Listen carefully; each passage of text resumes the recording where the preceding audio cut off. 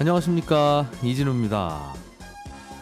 나라와 나라들 사이가 점점 더 가까워지고 나라들 간의 무역 의존도도 높아지면서 나라 밖에서 벌어지는 뉴스들이 돌고 돌아서 우리에게 직간접적으로 크고 작은 영향들을 주는 시대에 우리는 살고 있습니다. 예를 들면 러시아와 우크라이나 사태로 천연가스 가격이 오르게 되면 그게 우리나라 전기요금에 또 영향을 주게 되고요. 미국이 올해 기준금리를 어느 정도로 올리느냐에 따라서 우리나라의 기준금리에도 영향을 주고 또 그게 내 대출금리와 예금, 적금, 이자에도 변화가 생깁니다. 중국이 전기차를 열심히 만들고 있다는 뉴스, 그리고 미국이 반도체 파운드리 공장을 자꾸 끌어들이려고 한다는 뉴스, 우리나라 관련 기업들에게 직접적인 영향을 주지요. 점점 더 외신 보도에 우리가 관심을 가질 수밖에 없는 이유가 거기에 있습니다. 그래서 오늘부터 수요일까지 이어지는 3일간의 설 연휴 기간 동안 나라 밖에서 벌어지는 다양한 뉴스들을 전해드리는 특집 방송을 마련했습니다. 나라 밖에서는 요즘 이런 일들이 벌어지고 있구나, 우리가 생각해 볼 거리가 이런 것들이 있겠구나 하는 걸 생각하시면서 편안하게 들어주시면 되겠습니다. 1월 31일 월요일 손에 잡히는 경제, 광고 잠깐 듣고 시작하겠습니다. 네, 오늘은 손에 잡히는 나라 밖 경제 소식입니다. 김현우 행복자산관리연구소장, 그리고 손에 잡히는 경제 박세훈 작가, 한국경제신문의 나수지 기자와 함께합니다. 세 분 어서 오십시오. 네, 안녕하세요. 오늘은 나라 밖 경제 소식을 좀 살펴보려고. 설 연휴라 우리나라 경제 소식들이 별로 없어요. 그래서 나수지 기자님께서 준비해 오신 소식 먼저 들어보겠습니다. 작년에 중국 정부가 사교육 금지, 그냥 금지도 아니고 전면 금지, 학원들은 문 닫거나 아니면 비영리법인으로 해라, 문 닫으라는 얘기죠. 그렇게 금지를 했는데 이 여파가 꽤 있는 모양이에요. 그 이후에 어떤 일이 좀 벌어지고 있습니까? 일단 이민이 많아졌습니다. 뭐냐면 원래도 그 중국 사람들이 교육을 위해서 이민 가는 경우가 많았는데요. 네. 지금 중국 정부가 지난해 여름부터 사교육을 아예 틀어막으니까 이 국제학교에서도 해외 교과서는 쓰지 말아라라고 하면서 원래 기존에 아이 유학은 보낼 생각이 있었는데 이민 갈 생각까지는 없었던 사람들, 예. 이 사람들도 이제 국제학교에서도 유학 준비가 어려워지니까 아예 캐나다나 몰타 이런 쪽으로 이민 가려는 사람들이 크게 늘었습니다. 아하. 왜 하필 근데 캐나다와 몰타예요? 네, 근데 둘 다 이 투자 이민이 쉬운 곳들인데요. 이 캐나다야 많이 아시겠지만 아주 예전부터 중국인들이 워낙 많이 이민을 가는 곳입니다. 네. 이 투자 이민 가려면 중국인 입장에서 최소 2억 5천만 원 정도 캐나다로 가려면요 내야 되는데 예. 이 미국은 한 5억 정도여서 2배 정도 비싸거든요. 그래서 캐나다로 몰리는 이유가 있고, 또 몰타는 조금 더 생소하실 텐데 이 이탈리아 아래에 있는 작은 섬입니다. 한 제주도의 6분의 1 정도 되는 크기고 여기도 휴양지로 유명한데 여기가 근데 유럽연합에 가입이 돼 있어요. 그러니까 여기서 몰타 시민권이나 영주권을 받으면 네. 다른 유럽연합 국가 어디서든 살 수 있고 또 교육도 받을 수 있습니다. 근데 대신 여기는 조금 더 시민권을 받으려면 투자를 많이 해야 돼서요. 네. 한 13억 5천만 원 정도 이상을 투자를 해야 된다라고 합니다. 이거는 정부에 내요? 이 돈을? 네, 이거를 맡겨놔야 됩니다. 그러니까 뭐 부동산을 사든지 아니면 예치금을 넣어놓든지 하는 식으로 결국 투자 이민이죠. 그 나라 와서 뭔가를 사라는 뜻일 텐데 맞습니다. 뭐 어차피 집 살 거니까 사도 되고, 아니면 집을 사서 전세 주는 게 여기는 어렵죠. 어쨌든 그런 투자 이민이 캐나다나 몰타로 몰린다. 네. 이게 다른 정책은 그냥 정부가 하라는 거 그냥 받아들여도 교육 정책만큼은 이건 내 자식 얘기니까 맞습니다. 이거는 안 돼라는 반발이 좀 있나 봅니다. 네, 중국도 워낙 교육열이 또 강해서요. 지금 하도 중국이 사교육 시장을 막은 상태입니다. 그래서 교육 기업들은 규제 5개월 만에 사교육 업체가 한 80% 이상 문을 닫았고요. 아이고. 그리고 중국 최대 학원 기업 대표가 개인 SNS에다가 이 규제 시작되니까 나 전체 직원 8만 명 중에 6만 명 해고했고 매출도 80% 이상 줄었다 이렇게 얘기했을 정도거든요. 직원이 8만 명이었다는 게 더 놀랍습니다. 중국이죠. 그래서 그러면 이게 정책 의도가 제대로 맞아 떨어진 거냐 이렇게 볼 수도 있는 것 같은데, 다른 한편으로 보면 그럼 사교육을 안 하면 풍선 효과로 앞서 말씀드린 유학 시장 그리고 또 가사 도우미 시장이 많이 커지고 있다고 해요. 근데 이 가사 도우미가 물론 무늬만 가사 도우미고 뭐 명문대나 해외 유학 출신 가사 도우미로 고용을 해서 사실상 애들만 가르쳐 달라라고 해서 과외를 시키는 거죠. 그래서 중국 가사 도우미 월 평균 임금을 살펴보니까요. 이 베이징은 8,100 위안인데 이게 한국 돈으로 150만 원 정도입니다. 아니 외국의 해외 유학파 출신들이 중국에서 아이들 과외를 하는데 150만 원 받으러 중국으로 와요? 근데 요게 이제 예. 평균 임금인 거죠. 가사노동해 주는 분들 그리고 이렇게 실제로 아이들을 무늬만 가사도우미인 분들 아주 고임금 가사도우미들과 음. 저임금이 섞여서 월 평균 이 정도까지 올라갔다. 네, 맞습니다. 그러니까 고임금이 많이 섞였다는 얘기네요. 네, 굉장히 음. 평균을 많이 올려놨을 걸로 추정이 되고요. 네. 요게 150만 원 정도면 그래 많지 않다 이렇게 생각하실 수도 있는데 요 중국에서 대학 졸업을 한 사람들의 평균 초봉 이게 월 6천 위안 정도거든요. 예. 그러니까 베이징에서 가사 도우미를 하면 평균 더 많이 버는 거죠. 그러네요. 네. 그래서 원래 사교육 금지 조치 취하기 전에 중국인이 아이 한 명을 낳아서 대학에 입학할 때까지 평균 52만 위안, 그러니까 한 한국 돈으로 9,300만 원 정도 쓴다라고 했는데 예. 이걸 사교육에서 못 쓰게 하니까 거의 고스란히 가사 도우미 비용으로 쓰게 되는 거죠. 그리고 또 하나 다른 식의 영향을 미칠 거라고 생각이 되는 게 하나가 더 있는데요. 뭐냐면 이렇게 사교육이 안 되면 집에서 아이를 가르칠 수밖에 없는데 네. 이 중국은 우리보다 일을 더 오래 하는 문화입니다. 예. 그러니까 우리가 보통 뭐 일할 때 9 to 6다 아니면 주 52시간을 일한다 뭐 이렇게 얘기를 하면 중국은 보통 996 근무라는 말을 많이 써요. 996이 무슨 뜻이에요? 오전 9시부터 오후 9시 그리고 주 6일 근무. 엄청 오랫동안 일하는 문화가 있는 건데 네. 그러면 아이는 누가 보느냐. 지금도 중국 출생률이 벌써부터 떨어지는 게 고민인데 예. 이렇게 되면 아이를 더 안 낳지 않겠냐. 뭐 이런 분위기도 있다고 다양한 합니다. 부작용이 나타나고 있군요. 김현우 소장님. 네. 김현우 소장님은 미얀마 소식 갖고 오셨네요. 네, 그렇습니다. 미얀마가 참 시끄러웠죠. 네. 올해 2월 1일이 되면 미얀마 쿠데타가 일어난 지 벌써 1년입니다. 그게 벌써 1년 됐네요. 네. 예. 미얀마는 이제 코로나에다가 쿠데타까지 발생해서 진짜 최악의 한 해를 작년 보냈는데 예. 지금까지 쿠데타로 인해서 사망한 사람이 거의 뭐 1,500명에 육박을 하고요. 그다음에 구금된 사람도 15,000명 정도로 추산이 되고 있습니다. 예.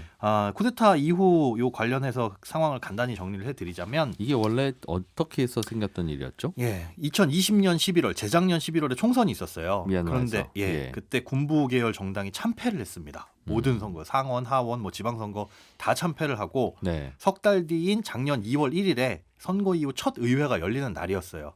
그런데 이때 군부 쪽에서 부정선거다 이걸 주장하면서 쿠데타를 일으킨 겁니다. 네. 그래서 아웅산 수치 국가고문을 비롯해서 문민정부 지도부를 다 가택에 구금하고 또 이 아웅산 수치 국가고문 같은 경우는 뭐 뇌물수수, 뭐 선동, 부패 이런 12개 혐의를 기소를 했습니다. 12개 혐의로. 예. 그러다 보니까 이거에 대한 최대 이 형량이 102년까지도 선고가 가능한 만약에 실질적으로 이 모든 혐의에서 유죄를 받게 되면 이만큼 형을 받을 수 있다라고 나와 있고 네. 최근에는 지난 이제 1월 10일에 무전기 불법 소지와 이 코로나 방역 조치 위반 혐의로 징역 4년을 추가를 하고 이게 실제로 선고가 됐어요. 다른 혐의들도 그래서 지금 현재로서는 유죄 판결의 가능성이 높다 네. 이렇게 보고 있는 상황입니다. 보통 이런 일이 벌어지면 국제사회가 미얀마를 경제 제재하면서 예. 다시 다 풀어줘라, 원상복구시켜라 이런 압력을 가하는 게 일반적인데 그렇습니다. 이게 잘 안 통하는 것 같아요. 맞습니다. 이게 쿠데타 초기부터 군부 세력이 러시아하고 중국 이쪽에 밀착을 했어요. 그러다 보니까 유엔 안보리에서 군정 제재 방안이 이 러시아하고 중국이 상임이사국이거든요. 네. 상임이사국 전체가 다 동의를 해야 되는데 이 둘의 반대로 통과를 못했습니다. 그러니까 사실상 유엔 안보리에 별다른 제재가 없이 군부가 독주할 수 있는 체제가 완성이 된 거죠. 네. 그러니까 국제사회가 압력을 가하기 위해서는 다른 방안이 필요한데 미얀마의 가장 큰 외화 수입원이 천연가스 이 수출입니다. 예. 전체 외화 수입액의 50%를 차지하고 있는데 사실상 이제 국영 미얀마 석유가스 회사가 벌어들이는 돈이 연간 한 10억 달러 정도가 돼요. 이게 예. 군부에 돈줄이 되고 있다 이렇게 보고 있는 거죠. 그래서 국제 인권 단체들이 이 미얀마에서 사업을 펼치는 각종 해외 기업의 사업 중단을 요구하고 있었고 그러다 보니까 작년 4월 이후에 한 10여 개국의 해외 기업들 다수의 기업들이 철수를 결정했습니다. 그러니까 당시에는 프랑스 에너지 기업 토탈이라는 기업이 있는데 예. 그때는 철수 계획이 없다 이렇게 밝히고 있다가 이번 달 21일에 철수를 결정하고 성명을 냈어요. 그러니까 바로 미국 기업 쉐브론도 우리도 철수하겠다 이렇게 발표를 했거든요. 네. 근데 여기에서 지금 조금 애매한 상황이 있는 게 우리나라 포스코 인터내셔널이 미얀마 가스 개발 사업에 이달 말부터 추가 시추를 하겠다고 밝혀놓은 상태입니다. 네. 2000년부터 지금 20년 넘게 사업을 해왔는데 중간에도 사실 쿠데타가 일어난 적이 있었거든요. 음흠. 그때 이 토탈이나 쉐브론도 꿈쩍없는 모습을 보였어서 사실상 그때는 눈치가 좀 덜 보였었는데 네. 지금은 분위기가 달라진 거죠. 뭐 인권단체뿐만 아니라 네덜란드 연기금이 우리 포스코 인터내셔널에 투자를 하고 있는데 사업 철수를 요구하고 나섰고 지금 이 사업 같은 경우에는 포스코 인터내셔널도 투자를 해서 지분이 한 51% 정도가 있지만 예. 우리나라 한국가스공사가 8.5%또 지분을 갖고 있습니다. 음. 그래서 이제 국제 유가가 오르면서 이 미얀마 가스전 사업에서 실적이 개선될 거다 이렇게 기대를 하고 있었는데 네. 지금 이 철수에 대한 압박을 받으니까 상당히 우리나라 기업들은 난감한 상황이 펼쳐진 거죠. 그렇군요. 쿠데타 이후에 미얀마 시민들 상황은 어때요? 일단 뭐 생활 수준보다는 금융 상황이 되게 많이 바뀌었습니다. 금융? 예. 예. 미얀마 같은 경우에는 일반 중산층 경우에 가정에다 금고를 보유하면서 이 쌀포대나 이 검정 비닐봉지에 현금을 넣어서 거래를 할 정도로 현금 거래를 선호를 해요. 예. 그런데 쿠데타 이후에 사회 불안이 커지다 보니까 뱅크런 일어날 조짐이 보이는 겁니다. 그러다 보니 3월에 미얀마 중앙은행이 하루의 현금 인출 한도를 180달러 정도 수준으로 제한을 했습니다. 근데 180달러면 우리 돈으로는 한 20만 원 좀 그 정도? 그렇죠. 아, 하루에 예, 그 정도로 예. 제한을 했는데 예. 이후에도 현금 부족 현상이 심해지다 보니까 5월에는 미얀마 최대 은행이 출금 한도를 하루에 120달러로 제한을 했고 이것도 일주일에 2번까지만으로 제한을 했습니다. 그러다 보니까 불안하죠. 예. 이제 현금을 선호하는 미얀마 시민들 입장에서는. 근데 여기에서 앞서서 이제 해외 기업들이 철수를 했다라고 말씀을 드렸잖아요. 예. 그 철수한 기업 중에는 이 화폐 재질을 공급하는 독일 기업도 포함이 되어 있어요. 그러니까 이러다 보면 화폐 생산도 어려워지지 않겠느냐라는 이 불안감이 여기에 가중해서 이 현금을 선호하는 현상이 두드러지게 나타나기 시작했습니다. 네. 이 미얀마 물가는 참고로 다른 동남아들에 비해서는 조금 비싼 편이에요. 뭐 음식점 밥값 같은 경우에는 우리 돈으로 한 700원에서 2,000원 정도, 뭐 고급 레스토랑은 3,500원 정도 요 정도 수준인데 예. 재미난 건 우리도 이런 이 제3국에 가면 달러를 가지고 가야 되잖아요. 예. 네, 그 나라 화폐를 거기서 바꾸죠. 그래서. 그렇죠. 예. 달러를 가져가는데 여기는 현금 선호 때문인지 빳빳한 달러 아니면은 안 바꿔주거나 아니면은 환율을 좀 덜 쳐준다고 합니다. 빳빳한 거랑 무슨 상관이? 그러게요. 깨끗한 그래서 미얀마에 갈 때는 깨끗하고 빳빳한 달러를 가져가라라는 게 기본 상식이라고 해요. 이렇게 갖고 하셨는데 아무튼지간에 이렇게 위조하는 분들이 좀 있어서 불안한가 봐요. 글쎄요 위조보다는 자국 화폐도 빳빳한 화폐를 선호한다고 합니다. 새 화폐를 신권을. 하기야 뭐 그거 싫은 사람이야 없죠. 네 그러나 없는데 환율이 다르다는 정도로 좋아하는 건 대단하네요. 네. 네. 그런 문화까지 있어서 그런데 이렇게 현금을 선호할 정도인데 현금이 부족해지다 보니까 여러 가지 현상들이 나타나기 시작했는데 뭐 ATM기에서 아르바이트 줄 서주는 아르바이트 이런 것들도 있고 시중에서 카드 결제도 증가를 했고요. 그리고 예. 절반은 현금, 절반은 뭐 계좌 이체하는 방식들도 생겨났는데 문제는 현금 쓰기 싫어서 네 현금을 현금은 쟁여놔야 되니까. 아끼다 보니까 그런데 네. 그러다 보니 현금 이 은행에 있는 예금보다 계좌 이체해주는 것보다 현금을 더 쳐주는 그래서 현금을 구하려면 한 6에서 7% 정도 수수료를 얹어야 시장 상인들이 현금으로 교환을 해주거나 야 은행에 있는 내 잔액은 돈이 아니라고 그렇게 불안해하시는군요. 그냥 예. 숫자구나. 숫자. 그죠? 네. 사실은 숫자가 맞죠.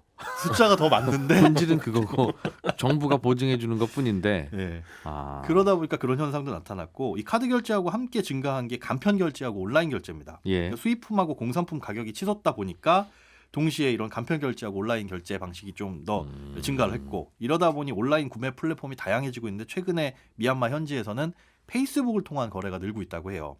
여기에서 공식 루트가 아닌 수출입이 이제 비공식 루트로 수출입되는 상품들 이런 것들에 대한 거래 플랫폼이 주로 페이스북을 통해서 거래가 되고 있는 상황입니다. 페이스북에 뭐 설탕 두 포대 올리면 또 그렇게 올리는 거죠. 댓글로 제가 사겠습니다. 네. 어디서 만나요? 메시지를 뭐. 드리거나 아, 이런 식으로 페이스북이 거래 플랫폼으로 활용되고 있다. 네, 그렇습니다. 이게 은행에 대한 신뢰가 떨어지니까 이러나 봐요. 그렇죠? 네, 그런 부분이 없지 않아 있습니다. 박 작가님이 준비해 오신 소식도 재밌을 것 같습니다. 네. 세르비아의 리튬 광산이 곧 문을 닫는다는 소식인데 네. 세르비아에 리튬이 많이 났었나 봐요. 그렇습니다. 어, 특히 예전에는 소금을 하얀 황금, 석유를 검은 황금 이렇게 불렀는데 네. 최근에는 리튬을 하얀 황금 또는 하얀 석유 이렇게 부릅니다. 왜요? 리튬이라는 광물이 회백색을 띠고 있거든요. 네. 근데 전기차 배터리에 필수적으로 들어가야 되는 아. 물질이라서 아주 귀한 대접을 받다 보니까 이렇게 부르고 있습니다. 예. 귀한 만큼 세계 여러 나라들이 지금 리튬 확보하려고 열을 올리고 있는데 그중 하나가 세르비아에 있는 리튬 광산이었어요. 예. 여기를 영국하고 호주 합작 회사인 리오틴토라는 회사가 개발하기로 했는데 세르비아 정부가 최근에 이 리오틴토와의 모든 계약과 합의를 취소했고요. 광산 개발과 관련된 모든 허가와 면허, 사업 계획 다 없던 일로 완전히 없던 일로 하기로 했습니다. 아, 그냥 정부가 네, 하여튼 몰라 안 해. 그런- 계약 없었던 걸로 할 거야. 그런 상황입니다. 어. 이 리오틴토라는 회사가 사실은 꽤 오래 전부터 한 20년 전부터 세르비아 진출을 해가지고요. 이게 여기에- 굉장히 유명한 자원 개발 회사인데. 그렇죠. 예, 전 세계 여기저기 다니면서. 네. 예. 그러면서 여기에 리튬이 아주 많이 매장돼 있다는 걸 발견을 한 거예요. 이 회사가. 네. 그래서 광산 개발권 따내려고 노력을 했었고 가까스로 이제 작년에 개발권 따내면서 예. 2027년부터 향후 한 40년 동안 리튬 230만 톤 채굴하기로 했었는데 예. 정부가 이제 갑자기 없던 일을 하라고 하니까 회사 입장에서는 허탈한 일이 됐죠. 음. 이 소식 나오고 나서 주가도 꽤 많이 떨어졌습니다. 이 나라. 이 예. 회사. 그동안 투자한 돈이 꽤 되는 걸로 알려져는 있는데 한 가지 추가 취재가 안 된 건 뭐냐면 이미 들어간 돈을 정부가 어떻게 다시 돌려주는지 안 돌려주는지 분명히 계약을 했을 텐데 그냥 정부가 취소해버리면 되는 그냥 건지. 나가라고 하는 거죠. 그게 해외 자원 개발하는 게 이게 항상 리스크이고. 그렇죠. 그래서 앞으로 남고 뒤로 미치고 우리나라 지금 대우 인터내셔널이 미얀마에 가서 가스전 개발하는 것도 정확히 이 상황이잖아요. 네. 정부가 나가라고 하는 건 아니지만 환경단체, 시민단체들이 너희들이 가스 캐면 그 미얀마 정부 도와주는 거니까 하지 마라고 하는 그렇죠. 압력도 네. 결국 기업 입장에서 보면 뭐 이거나 저거나 똑같은 상황인 거죠. 리스크죠. 그런데 그럼 이제 세르비아 정부가 이걸 직접 우리가 개발하겠다? 그런 건 아니고요. 네. 새로 찾아야 될 겁니다. 근데 이거 왜 취소를 한 거냐? 네. 두 가지 해석이 나옵니다. 일단 환경단체의 반대가 꽤 강했습니다. 리튬이라는 거는 전기차 배터리에 쓰이지만 그걸 채굴하고 배터리용 소재로 만드는 과정에서 환경이 꽤 많이 오염이 되거든요. 예. 그러니까 환경단체 입장에서는 리튬 광산 개발하는 거 당장 그만두라고 정부를 강하게 압박을 했는데 올 4월에 세르비아에서 총선 열립니다.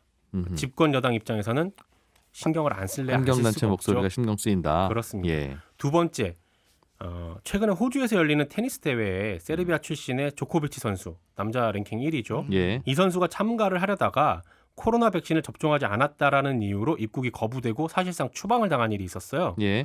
이걸 두고 이제 세르비아 정부가 그러면 호주 기업에게 보복을 한 게 아니냐. 아, 그렇지 않으면 갑자기 이렇게 취소를 할 리가 없다.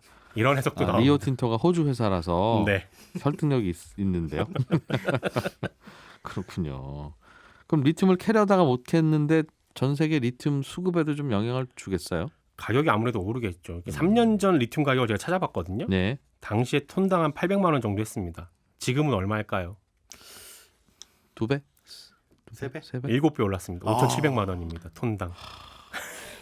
가격 오르는 건 딱 한 가지잖아요. 공급보다 수요가 많아서 그런 건데 네. 이 매장된 리튬을 배터리용으로 바꾸려면 채굴하는데도 시간 들고 비용 들고 또 채굴된 거 다시 배터리용으로 바꾸려면 또 시간하고 비용 들기 때문에 공급이 단기간에 확 늘진 않습니다. 그리고 채굴 기업들이 당국으로부터 인허가 얻기 위해서 거쳐야 할 절차들도 많고 그러니까 리오틴트가 개발하려고 했던 리튬 강산이 만약에 완전 가동이 들어갔다면 대략 한 연간 5만 8천 톤 정도 생산했을 걸로 예상이 됐었거든요. 예. 생산량 기준으로 보면 유럽 최대 리튬 광산이 되는 거였는데 세르비아 정부가 면허 취소하는 바람에 이제 실현 불가능해졌죠. 물론 세르비아 정부가 또 다른 사업자 찾아내면 공급이 가능하겠으나 또 어떻게 될지는 좀 또 다른 지금 사업자도 앞에서 지금 먼저 사업자가 저렇게 당하는 거 그렇죠. 맞는데. 들어올 리 없지 않습니까? 네. 그래서 리튬 관련해서 나오는 보고서들을 보니까 세르비아에서 원래 계획대로 리튬이 나온다고 해도 리튬 부족이 한 최소 3년은 더 갈 거라고 전망을 했었는데 예. 특별한 일이 없는 한 앞으로 꽤 오랜 기간 더 전 세계가 리튬 공급 부족을 겪게 될 거고 리튬의 가격은 그러는 사이에 더 오를 것이며 네. 리튬의 가격이 오른다라는 거는 배터리의 가격이 오른다라는 거니까 전기차 가격도 올라갈 수 올라갈 있습니다. 것이다. 그래서 어떤 보고서에서는 네. 리튬의 공급 속도가 전기차 생산 속도를 결정지을 거다 앞으로는 이런 내용도 있었습니다. 조코비치를 좀 입국시켜 주지 좀.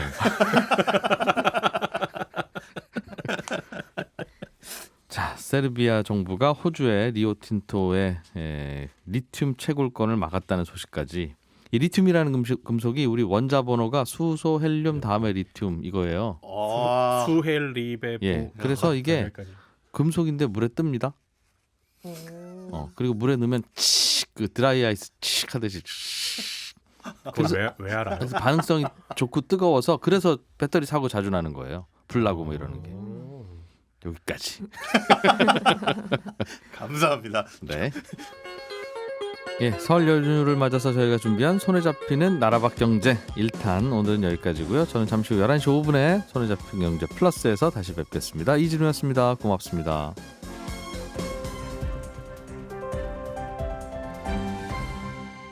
경제를 생각하는 사람들의 즐거운 습관. 이진우의 손에 잡히는 경제.